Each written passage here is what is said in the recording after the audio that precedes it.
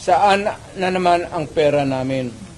So we are invoking sa military na ang tao kami nagtatanong, the right to be informed about the money that has been spent since then, and the right of redress of grievance kung nawala na.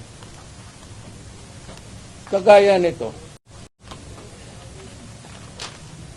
PhilHealth, contribution namin ito sa individual eh. Kayo, wala hindi sa PhilHealth, tanongin ko sa iyo ngayon, saan yung pera ninyo ngayon?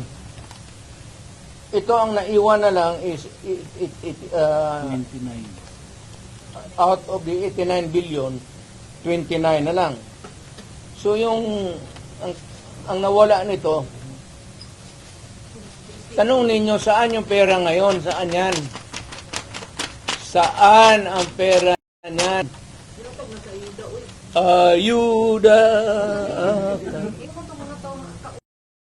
Hindi mo man ibigay yan sa tao kasi ginakuha yan sa bulsa natin para sa kung magkasakit tayo. If you spend it for some other way, that is malversation. And that I will tell, ang sundalo, sabihin ko sa kanya, that is malversation.